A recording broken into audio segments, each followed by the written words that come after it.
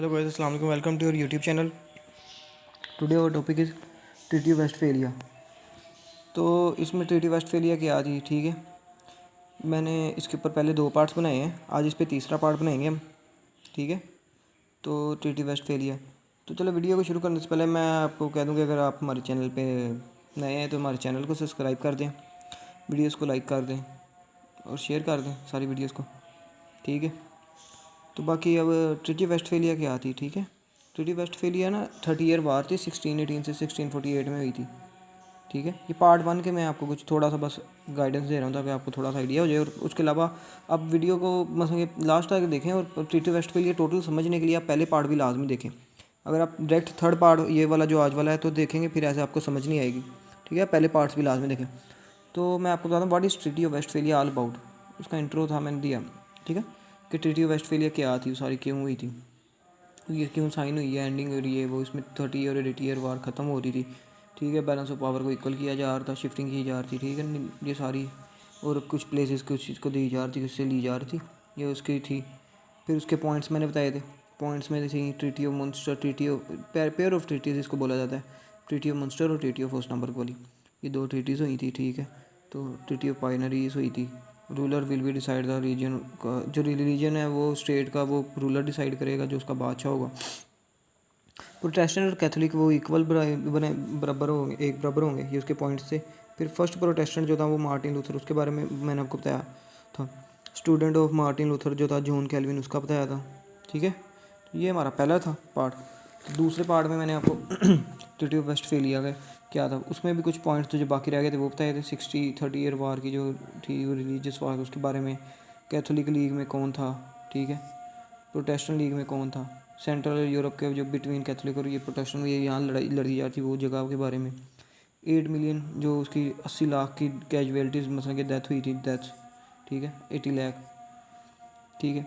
Holi Roman Empire, emperor Ferdinand third, जो उनका third umpire था, वो चाहता था कि कैथोलिज्म जो है वो परवेल कर जाए, वो रहे, कैथोलिक्स रहें। और वो उनके पुराने तौर तरीके थे, तो वो भी यही, वो भी बादशाह था, तो वो इस तरह वो डेमोक्रेसी ले के आ रहा था। तो ये चीज़ थी कि वो कह रहा था कि डेमोक्रेसी ना आए, हम ही रहे, ठीक है। फिर उसके फीचर्स के बारे में मैंने आपको बताया था, ठीक है। प्रिंस रिलीजन, जो स्टेट का रिलीजन है वो प्रिंस का रिलीजन है, वो स्टेट का रिलीजन है। क्रिश्चियन लिविंग एज माइनॉरिटी, ठीक है। Independence of Switzerland, Sweden to control of west Verden, barrier of trade removed.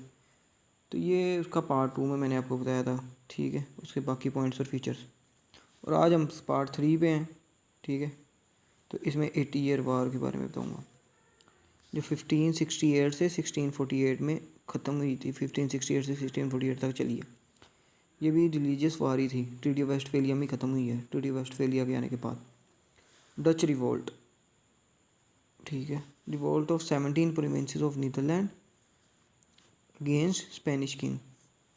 ये डच रिवोल्ट वो था जो ये देखे, रिवोल्ट ऑफ 17 प्रोविंसेस, 17 प्रोविंस जो थे ना, 17 स्टेट के जो किंग्स थे वो एक इकट्ठे हुए थे अपने स्पेनिश किंग के ख़िलाफ़, ठीक है, इसमें 80 ईयर वॉर में।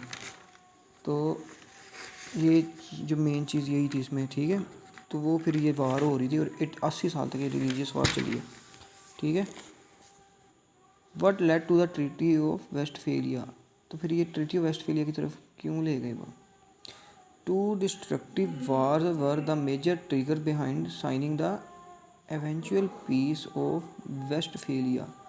जो 2 डिस्ट्रक्टिव वार हैं, जो 30 ईयर वार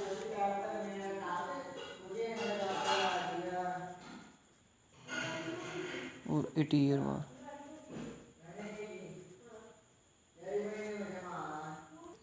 30 ईयर वार और 80 ईयर वार जो थी ना, इसको ये इसके लिए थी कि इसको मेजर ट्रिगर इसका यही था, मेजर मेजर रीज़न यही थी। Signing the eventual peace of Westphalia, the treaty of war in Holy Roman Empire and the 80 year war between Spain and the Dutch Republic और 80 ईयर वार स्पेन के, जो Spain के खिलाफ जो हो रही थी, इसको ख़त्म करने के लिए थी। The 30 year war was a series of wars in central Europe between 1618 to 1614। इसको सीरीज ऑफ वार कहा जाता है क्योंकि बार बार हो रही थी, ये एक ही दफ़ा नहीं लड़ी गई वफ़े से, ठीक है। आज कल इस तरह करते थोड़ा थोड़ा टाइम बाद, तो ये इसलिए हुई थी। तो इसका बैकग्राउंड मैं आपको बताता हूँ। Background, the peace of Westphalia concluded in 1648 in Munster, Germany ended the 30 year war. Peace of Westphalia concluded in 1614। Munster में, जो जर्मनी में मुंस्टर उसका सिटी है जर्मनी का, तो यहाँ पे ये साइन हुई थी तो 30 ईयर वार ख़त्म हो रही थी, और वो एंटी हैब्सबर्ग थी, ठीक है। रिवोल्ट इन बोहेमिया, बोहेमिया एक सिटी है, ठीक है, ये रैपर बोहेमिया ना समझ लीजिएगा, ठीक है। बोहेमिया तो एक सिटी था, वो anti Habsburg revolt in Bohemia in 1648 but became an entanglement of different conflicts concerning the constitution of Holy Roman Empire religion and the state of Europe, और स्टेट ऑफ यूरोप के। तो ये उसका background है, ठीक है। 30 ईयर वार Munster में हुई थी साइन, ठीक है। सॉरी 30 ईयर वार जो हो रही थी, तो उसकी वेस्टफेलिया जो है, वेस्टफेलिया, फिर वहाँ पे वो साइन हुई थी मुंस्टर में, ट्रीटी ऑफ वेस्टफेलिया पहले, फिर ठीक है जो हैसनबर्ग रिवोल्ट बोहेमिया में हुआ, तो वो उसको ख़त्म करने के लिए, कन्फ्लिक्ट्स ख़त्म करने के लिए, होली रोमन अम्पायर के रिलीजन जो है वो यूरोप में ख़त्म करने के लिए, तो ये सारी थी, ठीक है।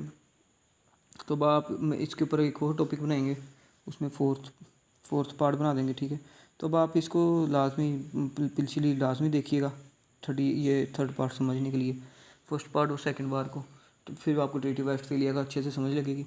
मैं इसलिए पार्ट्स में बनाता हूँ कि वो वीडियो आपको बोरिंग ना लगे। अक्सर कमेंट्स करते हैं लोग कि वीडियो बोरिंग हो रही है, ये है वो है, तो लंबी हो जाती है, ठीक है। तो वाकई लंबी लेंथ की वीडियो ज़रा समझना बोरिंग हो जाती है, तो मैं इसलिए फिर आपको पार्ट्स में बता देता हूँ, तो आप पार्ट्स में समझा करें ऐसे, ठीक है। तो बाकी हमारे चैनल को लाइक करें, सब्सक्राइब कर दें, बेल आइकन को दबा दें, चैनल सब्सक्राइब कर दें, वीडियोस को लाइक कर दें, शेयर कर दें। तो थैंक यू, और फिर मिलते हैं फिर किसी और दिन किसी अच्छी वीडियो में। अल्लाह हाफिज़।